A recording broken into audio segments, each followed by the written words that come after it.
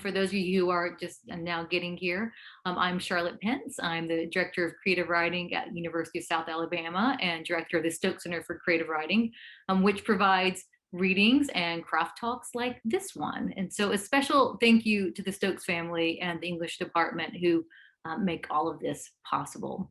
I also encourage you to like the Stokes Center on Facebook or follow us on Instagram to find out about future events. And just so all of you know, we are going to be putting this on YouTube. So tonight we have the poet Traci Brimhall, who is going to blow our minds with the craft talk titled "They Come Back: Memory in the Love Poem and Elegy." Whenever I read a book by Traci, I feel like I'm in the company of a truly original thinker. Her work is multi-layered, imagistic, and always surprising. Traci Brimhall is the author of Come the Slumberless to the Land of Nod, which was released in 2020, her latest book by Copper Canyon Press. She's also the author of 3 other poetry books, including Saudade, Our Lady of the Ruins, and Rookery. And her poems have appeared in all the magazines where you want to have your poems appear. The Believer, The New Yorker, Slate, Poetry, The New Republic, Best American Poetry. A 2013 NEA Fellow, she's currently an Associate Professor of Creative Writing at Kansas State University. And so without further ado, I will turn this over to Traci Brimhall. Thank you, Charlotte. Thank you for inviting me to University of Southern Alabama from afar. And thank you also Becky and Laura, who are virtually hosting as well, to hopefully ensure that we have a good connection. Before I get started reading the talk, I wanted to let everybody know that I will screen share when it's time to read poems. So it will appear on the screen, but also if you want the handout so you have a record of these poems, it should appear in the chat. I added that file, so hopefully everybody can view that there. So you can download that so you have the poems that will show up in the talk. Screen share when reading the poem time happens during the talk as well. So They Come Back, Memory in the Love Poem and Elegy. And I just want to start with, I really love quoting other smart writers because I feel like it makes me sound smart, even if I don't have anything to contribute. I quote a bunch of really smart people, which is nice and helpful, which is just a paraphrase of John Berryman that says, "You always want to write the poem you don't know how to write." I think that often is part of which I feel to write, is to say the thing I don't know how to say exactly. For me, that poem that I've always wanted to write has long been the love poem. In a talk about saying the unsayable, Vivi Francis stated that we often offer our violences and our vulnerabilities in our poems. And this emotional misdemeanor has been true for me.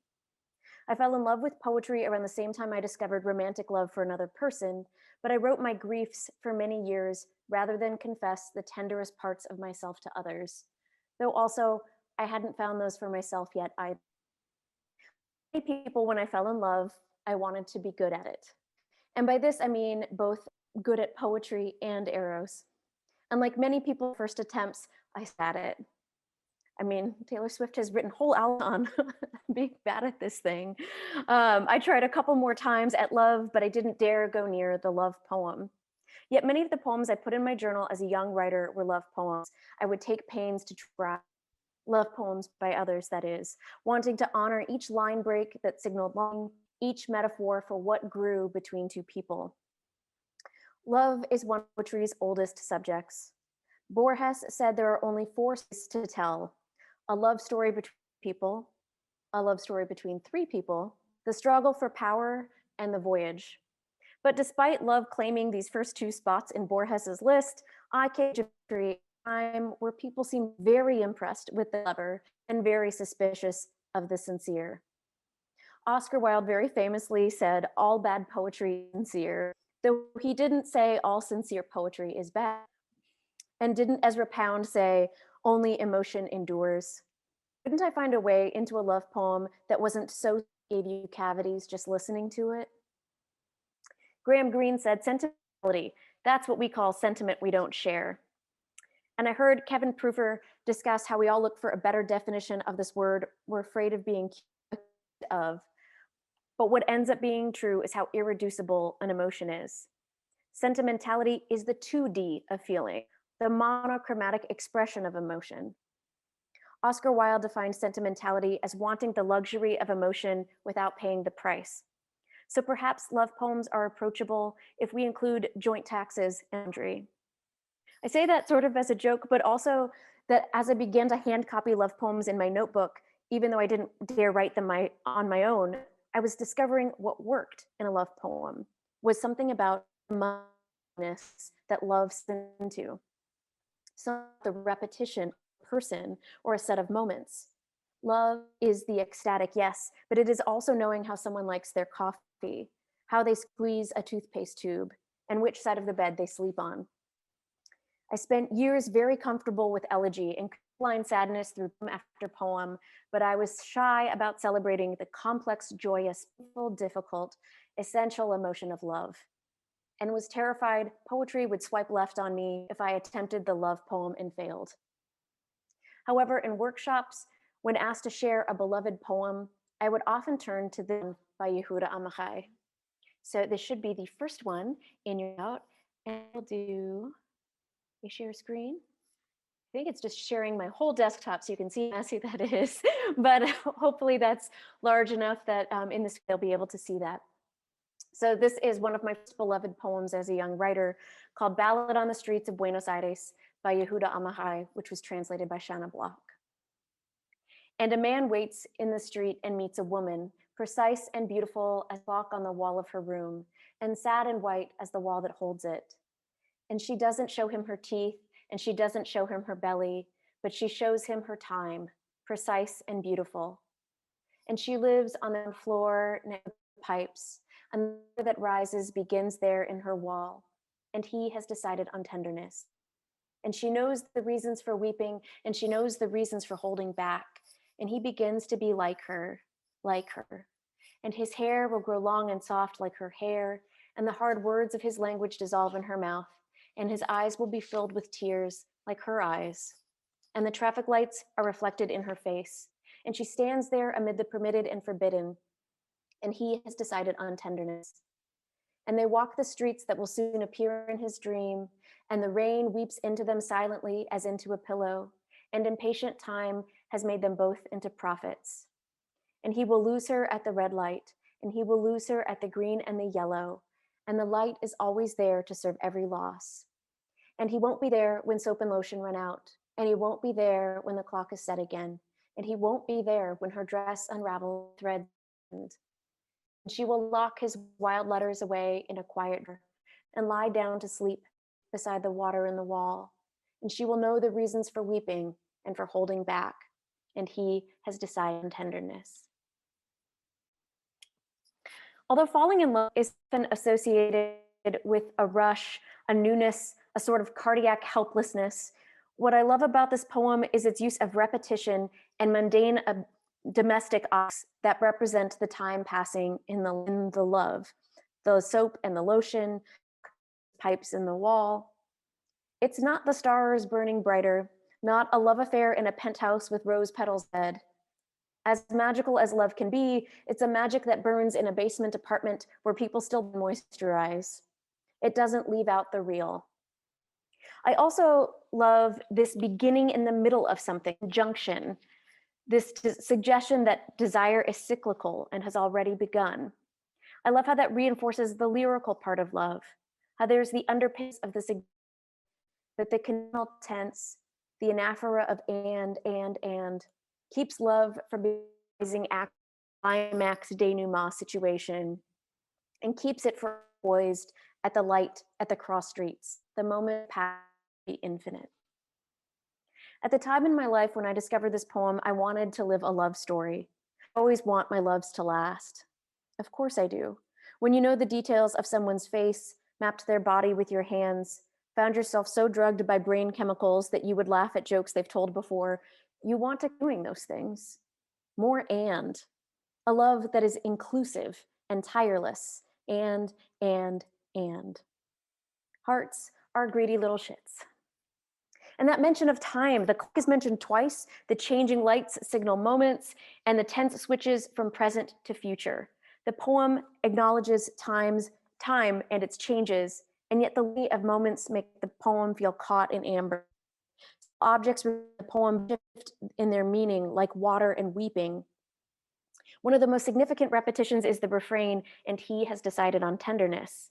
Like many successful refrains, it changes meaning over the poem, not just because it appears more than once, but because what we have learned from the poem in the meantime changes how we feel about that line when we next encounter it. After we know that the love is ending, we read the tenderness differently.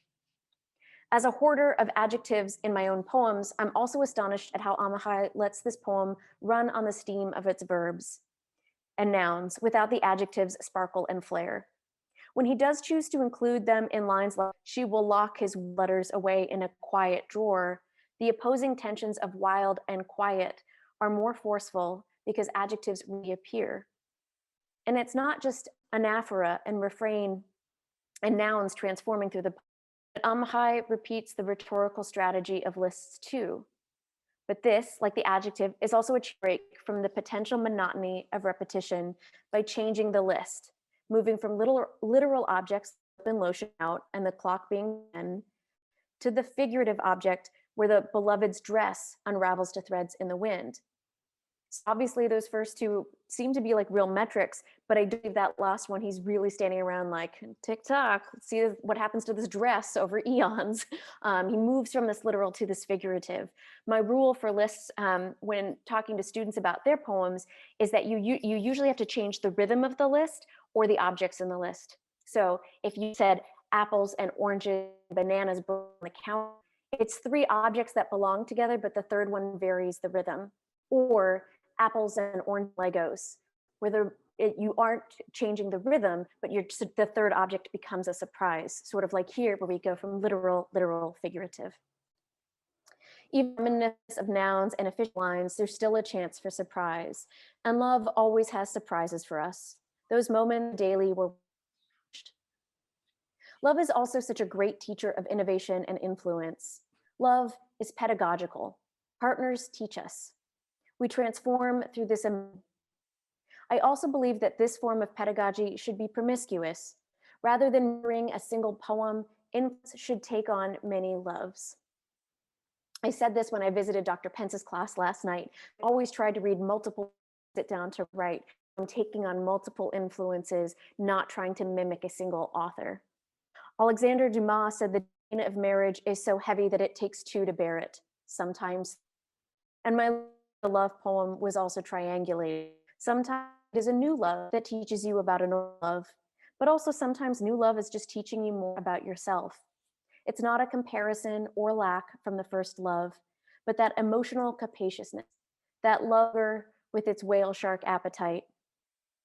What triangulated my love of Amahi was another Middle Eastern poet, Mahmoud Darwish, and this poem translated by Anna Antun. So this will be lessons from the Kama Sutra, and I'll share screen again. And it's not giving me just to do them, so my apologies for having it framed in the middle of the screen. Lessons from the Kama Sutra. Wait for her with an azure cup. Wait for her in the evening at the spring among perfumed roses. Wait for her with the patience of a horse trained for mountains. Wait for her distinctive aesthetic taste of a prince. Wait for her with 7 cloud. Wait for her with strands of womanly incense wafting. Wait for her with the manly scent of sandalwood on her back. Wait for her and do not rush. If she arrives early, wait for her. Do not frighten the birds in her braided hair. Wait for her to sit in a garden at the peak of its flowering. Wait for her so that she may breathe this air so strange to her heart. Wait for her to lift her garment from her leg, cloud by cloud, and wait for her. Take her to the balcony to watch the moon drowning in milk. Wait and gently touch her hand as she sets a cup on marble. As if you were saying the dew for her, wait. Speak to her as a flute would to a frightened violin string. As if you knew bring, wait, and polish the night for her ring by ring. Wait for her and night speaks to you thus. There is no one alive but the two of you. So take her gently to the death you so desire and wait. And the students in Dr. Pence's class, I did mention this last night, but that's the mentioning too, when we talked about one of mine, about the first word in the poem and the last word in the poem were the same. And that was one of my beloved poems, The Young Writer, led me to that poem that we talked about last night. Much like the Amahi, this poem has an anaphora that helps engineer the poem. Well, we begin with wait for her, wait for her. Darwish makes us anticipate that waiting and then moves its location to the end of the line. I adore that this is a poem about patience, about longing rather than fulfillment. I love that Amahi anaphora calls the lyric opening and closing on the same word, and all that is contained within is the same restraint. And just like the Amahi contained lines of what the lover would not do, this poem also takes it for what not to do. It repeats conditional statements. It's a love poem about good boundaries, or so I like to believe. It also resists something I see a lot in heterosexual love poems, which is the beloved as object rather than subject. Here, the beloved has agency, and most of the strong verb poem belong to her. She gets to show up with birds in her hair whenever she damn well pleases, and she gets to take the pleasures from the garden she wants. She's the one flying calf in the middle of the poem, and all this must be waited for. The lover's repetitive verb is hold your damn business. I also love that aside from the leg that shows in the middle of the poem and some hair, which I confess are common body parts of a love poem, the present is the beloved's body, like the sonnet's infamous blazon would do. I love that in the Amahi is the teeth and belly that are mentioned. Love poems need hairy knuckles, selling trades, chipping nail polish shirts, maybe a callus or two. Love our beloved's specificities, especially those unguarded moments, intimacy that might only be ours or shared with very few, like the prize of lint flying from a belly button. I love the love poem because love is one of the most horrible and terrifying things we do in our lives. It's an experience that demands so much honesty and vulnerability and hope and inevitable disappointment and failure, and teaches us so much about our own weaknesses. As I often tell students, love stories all end, and the good endings are the ones where you watch that other person that you love suffer and die. Either you break up like Swift, or you have to watch the beloved's body fail them and watch them leave you for whatever unknowable thing lies beyond our present. I did finally accept that writing a bad poem takes as long as writing a good one, but that didn't mean I wouldn't learn. After all, sometimes we spend too long in bad relationships. That doesn't mean we got nothing from it. I got far beyond writing my survival that I was able to try the love poem. I try to fail at love because it's important to be careful with other people, but art is a fairly safe place to fail. Like my failed loves, my failed poems also gave me some pleasures, and I think I may be getting better. What about both of the poems that I first read is that the repetition, or about the repetition in these love poems, is because love is so much the habit of a person. The rituals built out of pleasure and dailiness and patience, the phrases that become a shared language. When I teach these poems together, we talk about the tension of repetition and change. This is the practice of a love. Martha Graham said, no artist is pleased. There's no satisfaction, whatever, at any time. There is only a queer divine dissatisfaction, a blessed unrest that keeps us marching and makes us liars. Not encouraging a dissatisfaction in all your living, but if you see that dissatisfaction as a divine one, a blessed unrest, it can open up more poems. It can help you your shape and grow in a new direction. With love's pleasure, it's often easy to forget what happens to love when it has no place to go, which is another definition for grief. If we go back to our earliest known epic, Gilgamesh, we find these two things, love and the elegy, inextricably bound.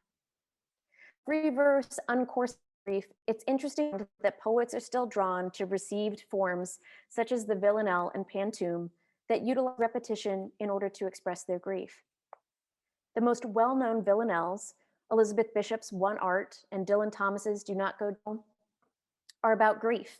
And in the recent collection by Erin Ballou, Come Hither Honeycomb, she opens her book with a grief villanelle called Instructions for the Hostage, which I will share now. So this is the third poem in the handout. And don't know the rules for the villanelle, it's something I encourage you to look up, but you may start to notice these things happening in the poem. Instructions for the hostage. You must accept the door is never shut. You're always free to leave, though the hostage will remain no matter what. The damage could be managed, but essential to the theory of crime. You must accept the door is never shut.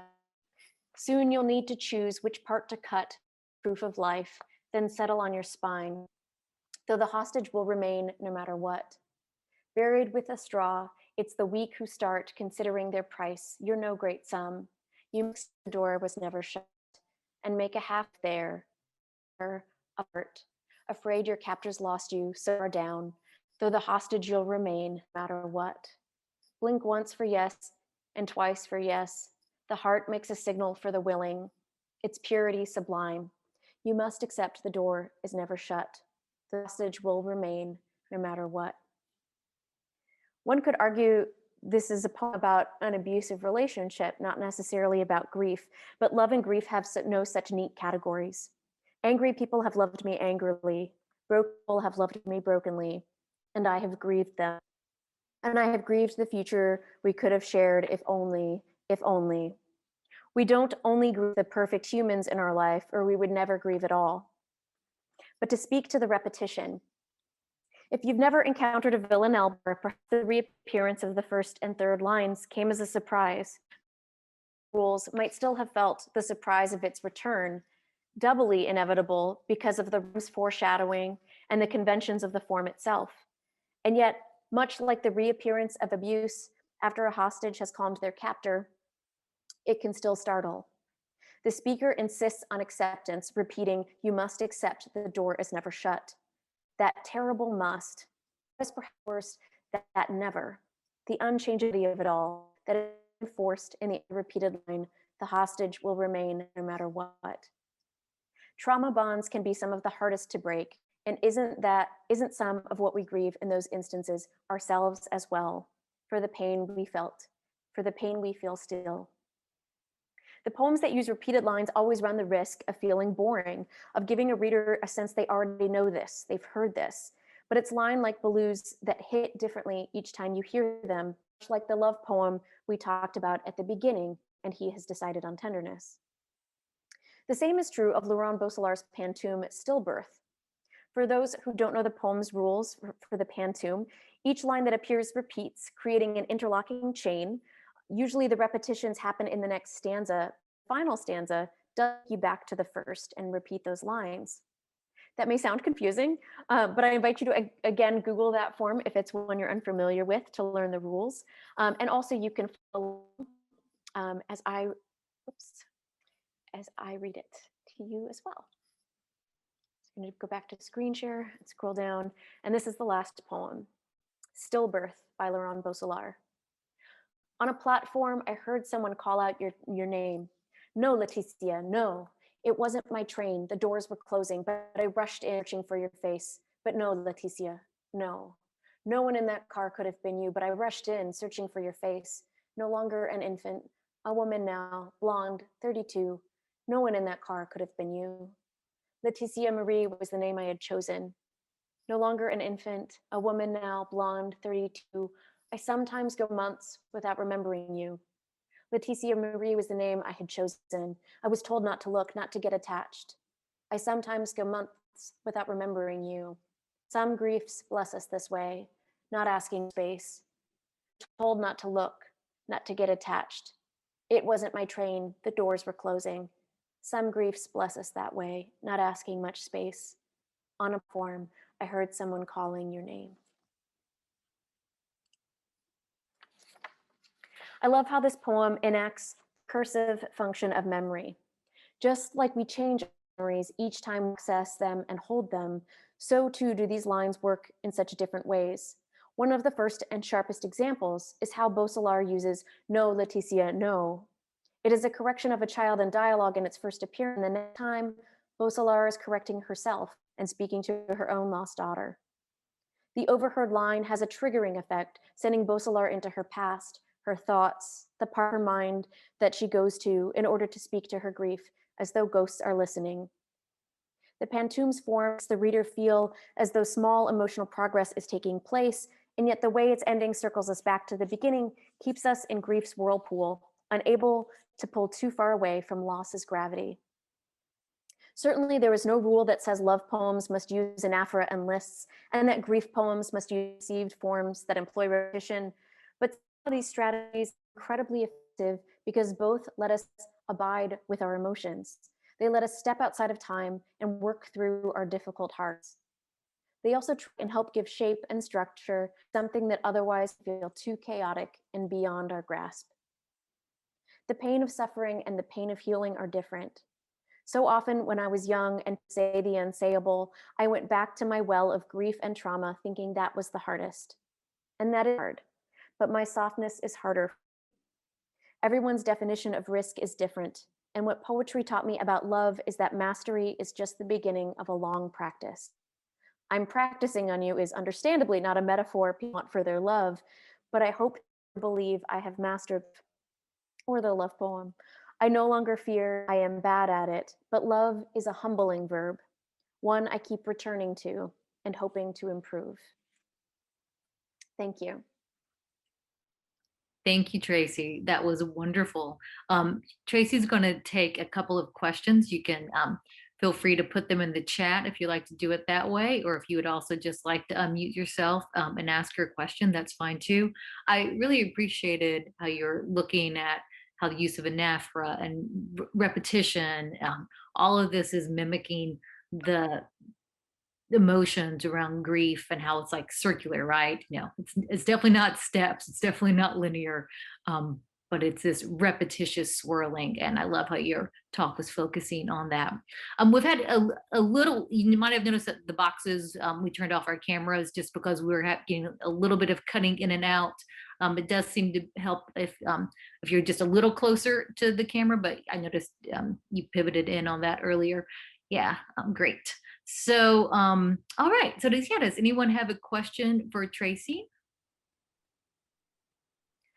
While we wait for a question, I can also respond like the grief spiral or swirl. Yes. I think one of the things that is so interesting is I didn't know up until a couple years ago that the 5 stages of grief were never meant for the living. The study was initially done with people who had reached terminal diagnoses and about their ability to come to a state of acceptance, their terminal diagnosis.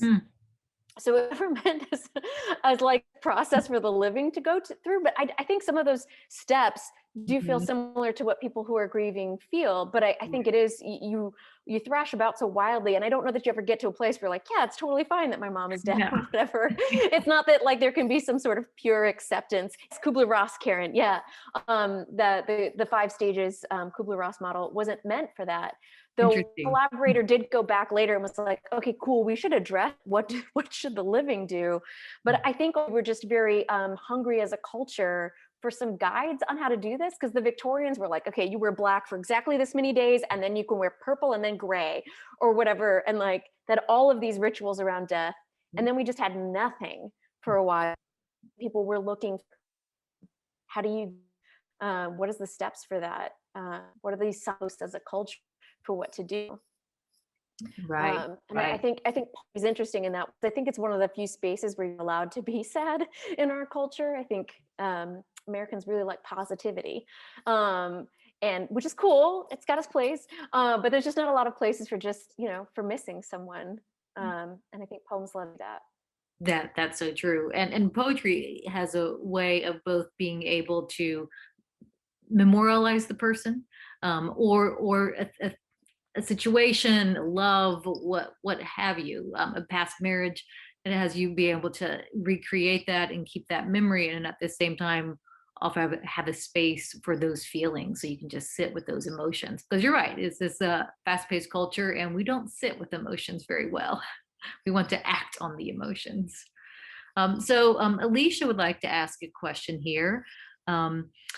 Let's see. I wondered if you would repeat the rules you tell your students about listing objects of the same types. If you would repeat the rules you tell your students about listing objects of the same types. Great question. Okay. Alicia. I love a list poem or lists even within like a longer narrative poem and think they can create a lot of energy. But I was talking last night too about how I feel like tension is one of the main things that a poem is using to kind of keep you interested and keep you compelled through the poem. So the same idea is like the list should create friction too. It's kind of like the rule of thirds in jokes, right? Like the third one has to change the pattern, and that's the punchline, that's the joke. So it's either that you vary the rhythm, so apples, oranges, bananas browning on the counter, so that apples, oranges, and bananas are commonly grouped together, but now all of a sudden one of them has a different rhythm. Or you surprise something that's outside that object world or that list world. So apples, oranges, and Legos. So those things don't seem like they should belong together, which is why you perk up, you pay more attention. Um, uh, so I also read this book too about teaching somebody to speak after a stroke. And one of the things they get people to do is repeat idiomatic phrases and cliches, because that's a well-worn groove in the brain.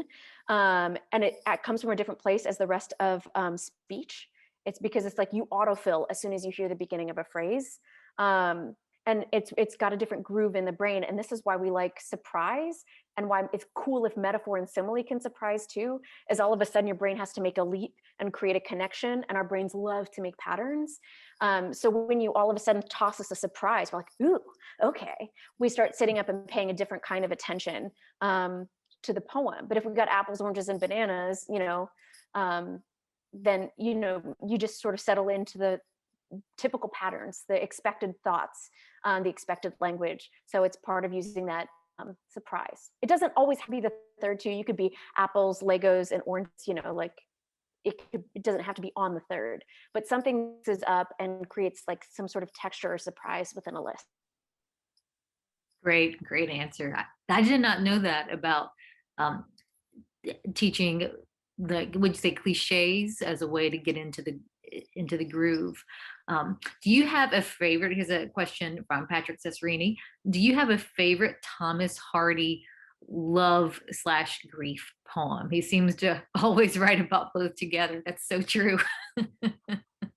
Well, gosh, and I mean, like even the poems I picked, I'm like, these don't even fit neat categories, because like that Amahi one I started with, that's a love poem, but it's also got the grief built into it. Like it's one that acknowledges that the love isn't going to last, or and the Darwish is very like classically romantic and flowery, but then it's like take her to the death. You sort of, it's like, excuse me, what are we doing here at the end of this poem? So like I think that grief or death, and probably it's a sexy little death kind of situation there at the end of that poem, probably, depending on how you want to read it.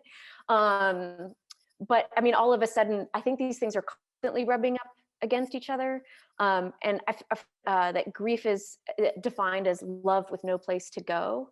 And so I sort of feel like often I feel like these things are sort of intertwined. And I feel like a love poem that doesn't acknowledge the possibility of ending, or this, I think that's part of the sentimentality question too, is that I feel like it's an emotional lie. So I always really like to tell my students too about childbirth, that everybody's like really excited about how miraculous and precious babies are. It's like, do you have any idea the amount of pain and blood and screaming that a miracle requires? Like they just like get a cute little Gerber. It's not how it works. It'll take a lot of work.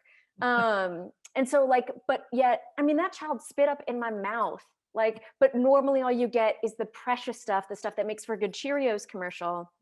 And I think that's what sentimentality is, right? It's the 2D emotional experience.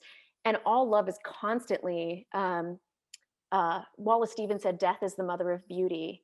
And I think so it's only like, it's why cut flowers are more beautiful than like a silk flower, is because there's something about its temporariness, permanence that can make it more beautiful. And so I feel like all love is constantly going up against its inevitable ending for one reason or another, the Taylor Swift breakup, and the need to listen to Evermore again, or right, staying with somebody and then watching them fall apart. And that's the like good love story in our culture, right? So I feel like it's true of most poems. And for a love poem to succeed, I think it either has to acknowledge death or grief or something. I think sometimes like love poems about taking out the trash, right, can work because you're resisting the expectation of the love poem. But I don't have a specific Tom Hardy one that I'm more familiar with his novels than his poems. Maybe one of the participants here, if you can think of a Thomas Hardy poem, feel free to put that in the chat. We Yes. have another question this one's from Brad Nolan. The discussion of repetition's effects brings to mind the chorus of Maria's in your book, Saudade. Can you speak to how that chorus, I love it when participants know your books. Can you speak to how that chorus explores the power of repetition? Is it fair to call that chorus a type of repetition? Bradford, I really like this question. Okay, I will Yeah. have to think. I'm going to take a second here to think about that because, of course, I kept going back to them. So there's a way in which I'm repeating. Um, and and also in the new book, I reuse titles over and over again. I keep going back to Dear Eros, Dear Thanatos. So I think obsession is pretty natural. Like I think our brains also kind of get hooked on something and we're working it out. Um, and I think, right, like, so I was sort of using the chorus to function much the way it does in Greek drama, right, is to like show up and try and explain things, though I don't think they explain things very well. I think they could still be kind of confusing because I also think it's true that even when we ourselves are trying to communicate as clearly as possible, what we speak and what someone hears is inevitably not going to connect. They'll be like, but how could you say this? And be like, I used what word? Even though we were being so careful and trying to be clear. But yeah, I think also repetition can help in a book length series. I was explaining in the class last night too, that sometimes what I do is I scaffold back in a sense of repetition coherence. Because when I wrote some of the Mariah's poems, they weren't the Mariah's yet. And I was like, oh, you know what I should do is I should do this to create a sense of, because we have pattern making brains. And then people will be like, okay, how is this chorus functioning? And it feels like things are cohering or holding together because you've signaled something that you've talked about before. So I also tell students, this was more, it came from fiction, but I think it's true in poetry too. But in teaching fiction, I talk about every detail that you're putting in this story, it can't be wasted or frivolous, because everybody's picking up, they're picking up this hammer, and then there's a blueprint and a level, and every detail that you're putting in, they're putting it in a backpack and they're bringing it up a mountain. And when they get up there, they need to be able to unpack that backpack and reconstruct some version of the meaning that you meant. Right? So they're doing all of this labor of paying attention to the things that you're doing, and it needs to pay off. So I think that's part of motifs and repetition is it does make things feel like they're cohering and they're inevitable, but you're also trying to give you like, not here's a whole new piece of thing, but you'll be like, aha, this has shown up before. Here's how I use my hammer. She's giving me the hammer to use again. Okay, here we go. This part connects to, got it. Check, next page. So I'm trying to how to use the tools that I'm leaving on the trail, if that metaphor is holding up. But that's part of the intent. The metaphor is holding up very well. And then yeah, I love WandaVision too. What is grief if not love persevering? Yes. So you have time for probably one more question. Okay. Who would like to ask one final question? I will give everybody. It's filling up with quotes. Thank you. I think so good. While someone's thinking about a question they'd like to ask, do you mind sharing with us what you're going to be working on next, you think? So I'm working on some nonfiction, but the next poetry book is Love Prodigal, and it's full of love poems, wouldn't you know? Great. But it's also about how do you love again, when you start over. And because we have WandaVision up in there too, I'll say like my hate phoenixes, as well as Jean Grey and the Dark Phoenix are key features. Because I think people love the metaphor of the phoenix, but not the cost of this. Don't think about the pain of resurrection and what that must really be like. We're only excited about the rebirth part without, again, thinking about how miracles are painfully work. And the miracle of resurrecting yourself after trauma or great loss or hurt is difficult. And I have found I'm not the same person I used to be. And in many ways, that's okay. But my God, is it? And I would like to not have to do it anymore. I don't want to do it again. Just middle-aged Death, let's not change. Yeah, let me know if you get that wish. Um, Like, and here's the last question. This is, what is your favorite form to play with? that is such a good question. Mhm. So I will say, when writing my most recent book, I tried I had a set of lines, just like, I said, repetition, right? I used these lines in every single received form I could find. I tried the triolet, the villanelle, the pentasysteme, the sonnet, like every single received form I could find, the golden shovel, anything I could do, I just tried over and over, and I never found that I felt was a good container of my grief. I really struggled with that. But I don't know if I can say I have a favorite period, but this summer I wrote a series of puzzles with one of my best friends from graduate school. And so puzzle is a Middle Eastern form that's written in couplets. And the couplets should be able to sort of stand on their own, but it was said they were like pearls on a strand, like they're more beautiful for being next to each other, but the couplets themselves kind of contain something. And each couplet ends on the same word. So my friend and I would pick a word, and then we would use a Google Doc back and forth these new couplets for this word that we were like sort of meditating on together for about a week, wrote each poem. One, I can't say it's my favorite, but it worked really well. Manga is another really good collaborative form. It's form I like in collaboration too, because it provides a set of restrictions, and I have more rules than any other collaborator I've ever met, because I like boundaries to make sure we're not stepping on each other's toes or taking over a project, and equal contributors, and so I have a love with boundaries now that I found out what they were. But the hustle is just to try too, because they can be short or long. You get to have great joy in a word. Another's name is hidden in the final. So sometimes it could say Tracy, right? But it could also be, you know, something about your personhood or a nickname. And I would try and sneak the word friend in to the naming at the end. So, or something that was a double, so that it could be like the two of us, like a little nod to the name. But it has fun rules, and I think, but it's still like flexible in its restrictions. I recommend the hustle. Well, Traci, thank you so much. That was fabulous. And thank you all so much for coming. Our next craft talk will be with Eduardo Corral, and that will be, I believe, the last Friday of March. So, of course, if you're interested, check out the Stokes Center for Creative Writing's Facebook page. You can register there. And Traci, yeah, we'll let you come to that. All right. Have a good night, everyone. Thank you so much for coming.